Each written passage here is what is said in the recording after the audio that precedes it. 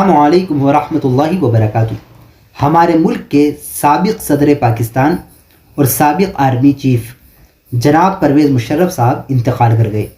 انا للہ و انا الیہ راجعون۔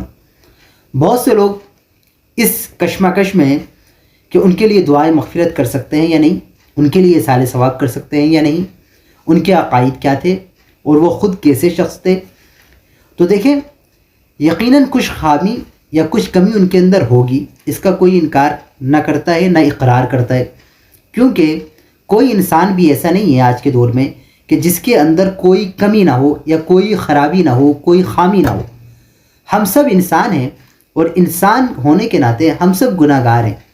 ایک شخصیت کائنات میں ایسی تھی کہ جن کے اندر اللہ رب العالمین نے کوئی کمی، کوئی خرابی اور کوئی خامی نہیں تھی، بلکہ ہر کمال، ہر اعلیٰ اوصاف ان کے اندر موجود تھے۔ وہ تھے اللہ کے حبیب، اللہ کے محبوب، اللہ کے نبی، اللہ کے رسول، ہمارے آقا و مولا سرکار دو عالم صلی اللہ علیہ وسلم۔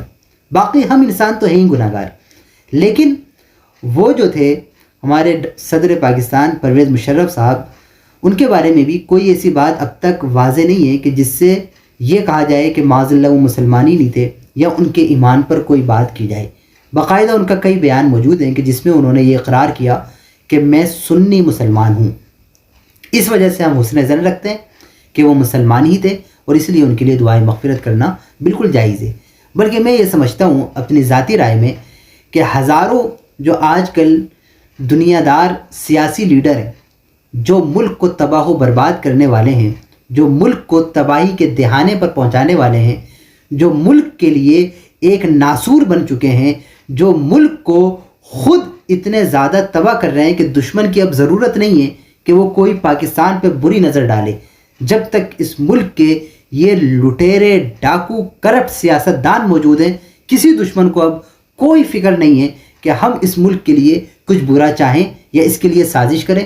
ان کو پتہ ہے کہ جب تک یہ سیاستدان ہیں اور ان کو ووٹ دینے والے، ان کو سپورٹ کرنے والے بلائنڈ فالوور، اندھے فالوور ہیں، جب تک کے لیے ہمیں اس ملک کے لیے سازش کرنے کی ضرورت ہی نہیں ہے۔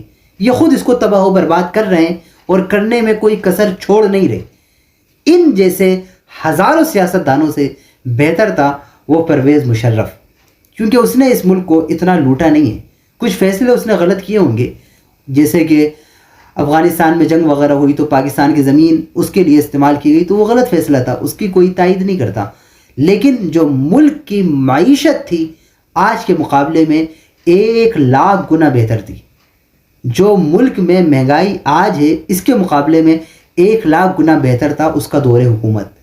اس نے اس چیز میں بالکل بہت زیادہ ایک طرح سے اپنے حساب سے ملک کو مینج کر کے چلایا کہ ملک میں نہ ڈالر اتنا مہنگا تھا، نہ سونا اتنا مہنگا تھا، نہ پیٹرول اتنا مہنگا تھا، نہ مہنگائی تھی، نہ بے روزگاری تھی، نہ لاقانونیت تھی، بلکہ ہر چیز کو اس نے ایک دائرے میں رکھا اور صحیح طریقے سے ملک کو چلایا۔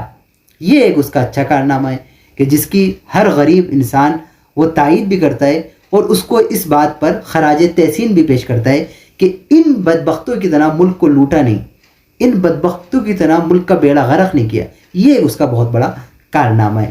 تو دعا ہے اللہ کریم اس کے تمام صغیرہ کبیرہ گناہوں کو معاف فرمائے، اس کے ایمان کو اپنی بارگاہ میں قبول فرمائے، آمین۔